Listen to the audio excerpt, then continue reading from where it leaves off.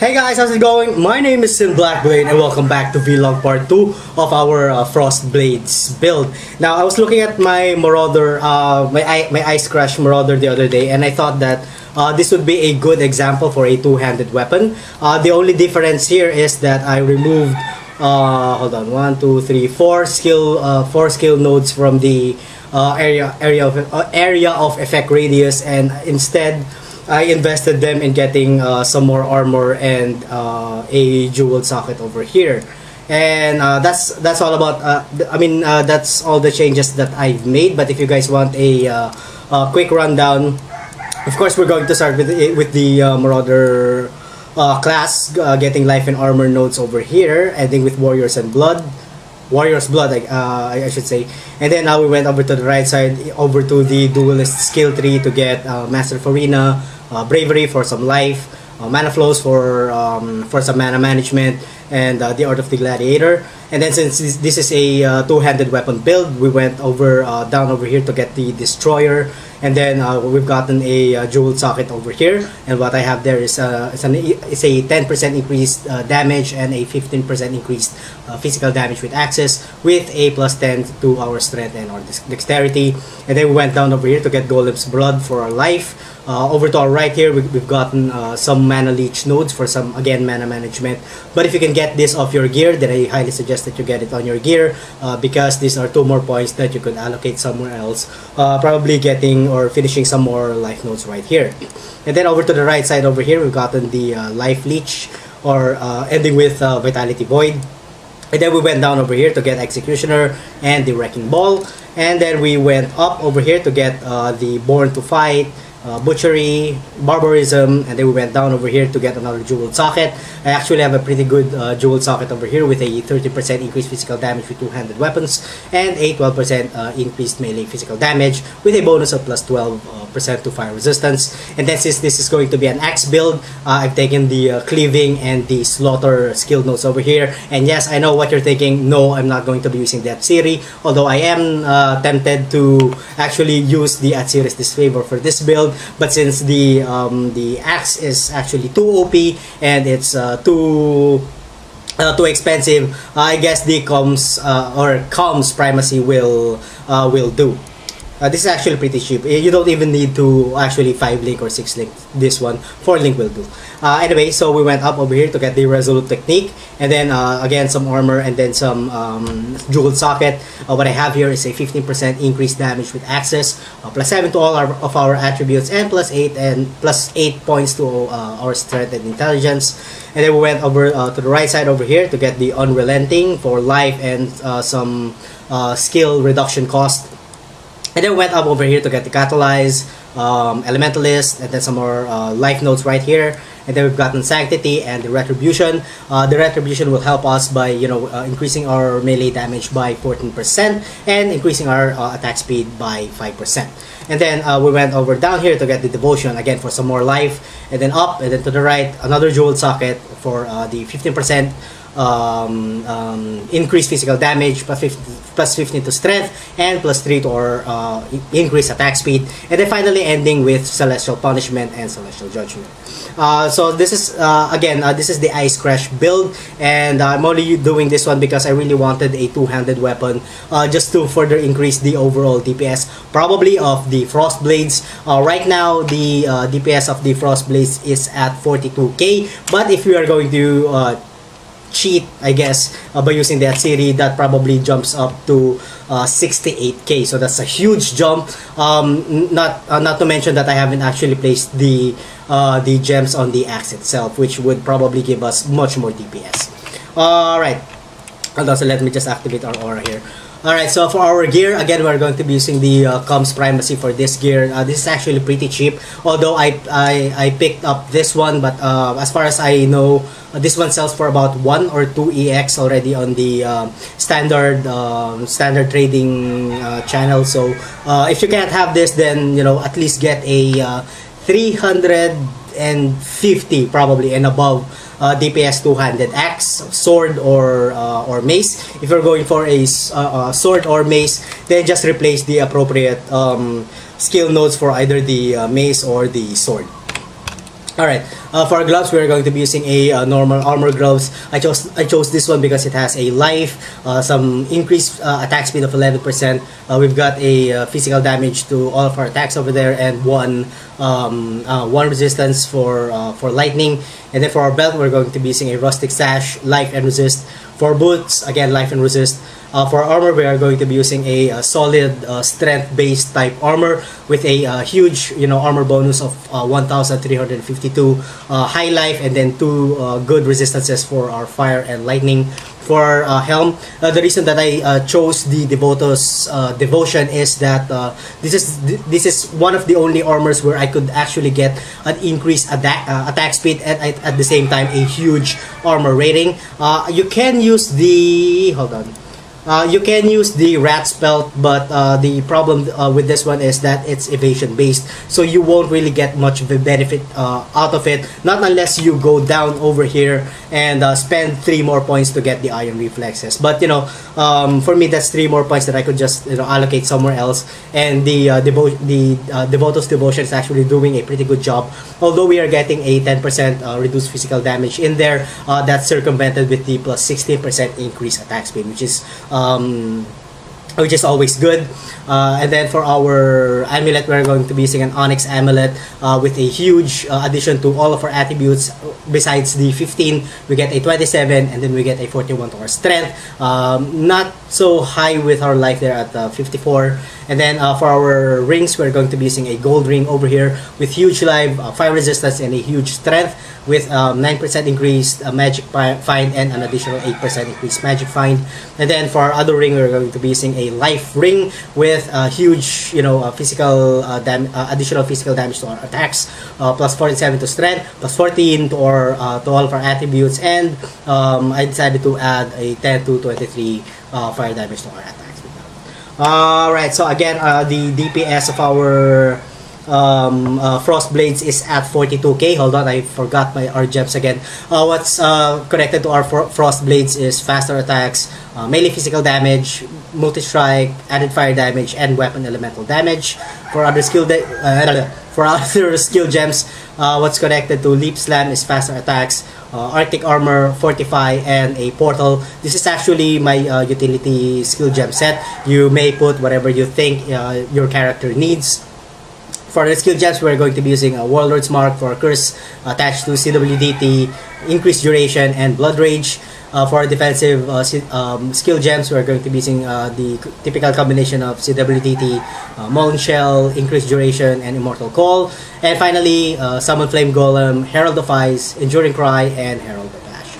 Alright, again, our offense, the Frost Blades is doing 42k, and our defense is at our armors are at 4.9k with an estimated physical damage reduction of 33%, plus the Arctic Armor of 13%, so that's 44% estimated physical damage reduction.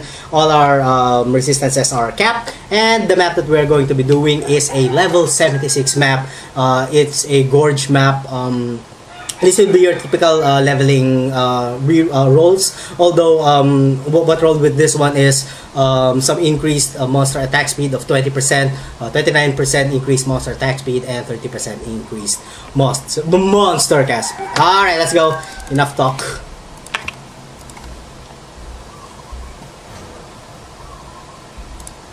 Alright, so let's begin. So this is my first time doing a Gorge map.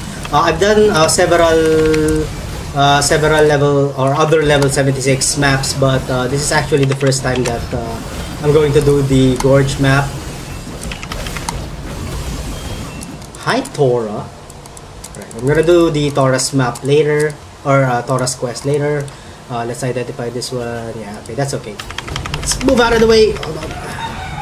Oh, I'm lagging, definitely lagging.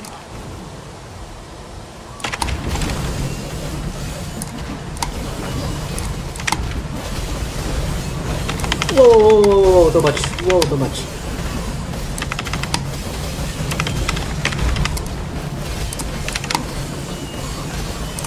Oh god, no! Oh my god, I lag!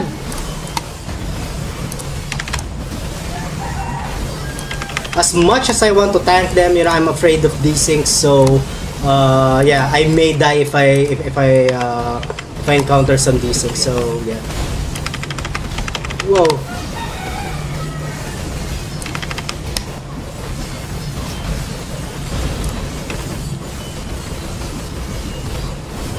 Oh my god, these guys are hard as shit. Yeah, this is the worst roll if the Unions of Souls actually went with these guys, these rock guys. They have huge lives. Alright, there we go. We've got a few more over here. Oh, holy shit. It's a huge pack.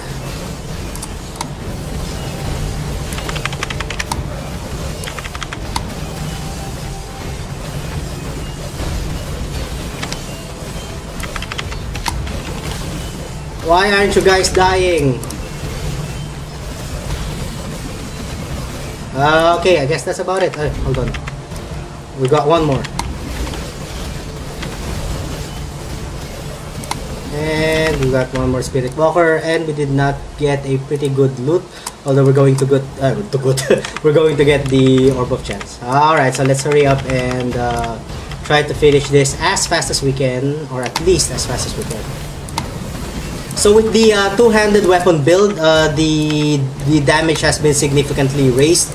Yeah, so instead of going with a, I mean, you can go with one-handed or the crit based, but again, if you want to go with that route, you really need a pretty good or a high DPS weapon, specifically a dagger. You know, usually when people are going, or when crit based builds make or utilize weapons, they usually go with daggers because they spawn you know, pretty high rolls when it comes to DPS and crit hit chance and crit strike multipliers and all that stuff. Plus it's a generally, you know, it's a generally pretty good way to go when you're going with a crit build. I mean daggers.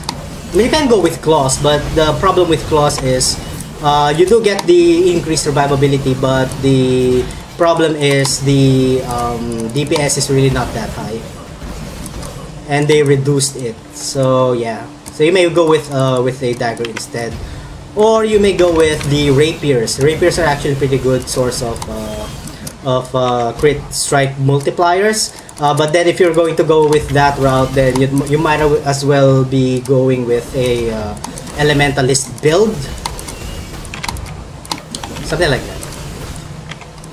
God, I really want to use the Atsiri for this one, but yeah, I've realized, you know, I'm reading comments, and you guys have said that, or some of you have said that Atsiri's disfavor is actually too OP, and not everybody could have it, so yeah. I feel you guys, don't worry. Okay, so we are taking so much time over here. I may just cut it, or I don't know. If we still have time. I don't really want to drag the video up until up until 20 minutes, because that's too long. Unless it's okay for you guys, you know. Let me know in the comment section down below if it's okay for you guys to watch a 20-minute video.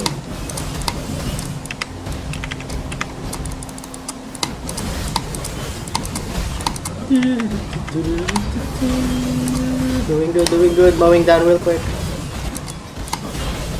Oh, another map. Yeah, so with further levels, I expect this to go up until probably 45k, because the Frostblade skill is only at level 18 and it doesn't have any quality in it.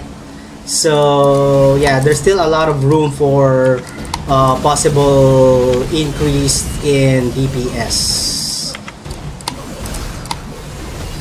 They even go with up until 85. Or level 85. Oh no, my level is already 86, so probably 90, but that's a bit too far for me, at least, because I have a lot of builds to do.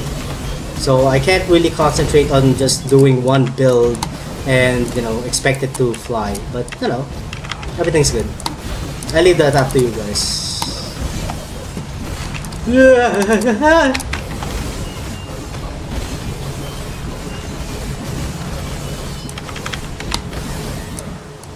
Okay, so we're not doing good with the drops.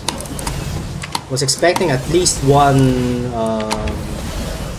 One unique item. Again, you don't want to really go in the middle. You want to take advantage of the range of the of the skill. Hold on, what the fuck? Range of the skill, and you know, just have the enemies in front of you, so that the projectiles hit the, you know, other monsters behind the one that you're hitting first. If that makes sense. It does? It does, right? It does, yes. Okay, come on. Whew, this is a long map. What is this? Legacy of Peace Favor. Yeah, I need to be careful with the Frost Bearers and the Flame Bearers. Those guys could kill you with one, or no, not with one hit, but if you don't actually read the text, like I do sometimes. Alright, come on, here we go. I just hope that I could kill the boss, because this is my first time doing the Gorge map, so not exactly sure what the boss will be like.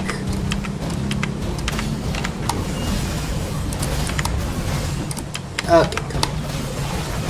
Because it's level 76, unless this is the same Gorge map from before, a level 75 map, I believe. Oh my god, what is this? Necro something, Necro Vigil, yeah. These guys won't die when they're standing on those green goops, so you really need to kind of have them not stand there. Come on, come on, come on, right here. Oh, god damn it, right here. Right here, right here, right here, right here, right here, right here. Right here, alright. Okay, so it's dead. No good items there. I'm gonna go back through those items when I finish the whole map. Holy shit, this map is long. Alright, this is what I'm talking about. I think it's Flame Bearers. Yeah, it's Flame Bearers. Yeah, usually I forget. Sometimes to read the context. So that's one of the primary reasons why I die in this game. Because I'm a dumbass. Alright, come on, come on, come on. This is taking too long. Oh my god, I think I've been here for about 8 minutes now. Didn't realize that this was going to be a huge map, so please forgive me for that one, and please bear with me. I'm not gonna cut this though, you know, just for you guys to see everything. Ouch! This is the boss? No, not good. Oh god, this is taking a long time. Corrupted Bloodline. Alright, that's easy. Yeah, come on, come on, come on, come on, come on. Hurry up, hurry up, hurry up, hurry up. I don't want to skip the monsters, because you'll never know. An exalted orb might drop. You'll never know.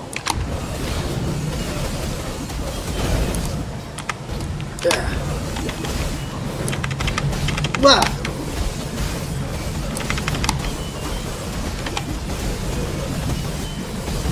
Come on, die! You know, 42k is not actually pretty bad. Although I'm really tempted to use that seriousness favor for this one. I have tried it though. Yeah, I pretty much mow down monsters much faster with that axe. Come on! Oh, Assassin's Myth. Oh, excuse me. God, taking too much time. Oh, obelisks. These guys are assholes. Whoa! One of the mods that I actually hate. Whoa, whoa, whoa, what? They're not yet dead? I thought I killed them. Oh, there's one more over here. Somewhere. Oh, God, taking so much time. Oh, Jesus, will this end? This map is pretty huge, although it gives a pretty hefty experience boost. You know, that's a lot of experience down there. Yeah, come on already, man. Oops. Golem died. Yeah, if you feel like you need more armor, then I highly suggest that you go with the Chaos Golem instead. But just for me, you know, I just really want to increase my DPS some more. So, ooh, Superior Summon Waiting Spirit. At 14% too. Hey, that's good. I'm gonna get that. It's gonna be good for my SRS build. Because I believe that my Summon Raging Spirit doesn't have any quality in them. Why is this guy not dying? Oh, this is the boss already! And I ran out of Granite Flask. Holy shit. Boy, he is extremely easy. Alright, and I guess he's dead. And that's about it, I guess. Alright, so before I end the video, let me know what you guys think about the build in the comment section down below. And thank you all so much for watching. If you guys enjoyed the content, don't forget to like, comment, and subscribe. And as always, good to see you guys on the next part of my video. Have a good one. And let's get into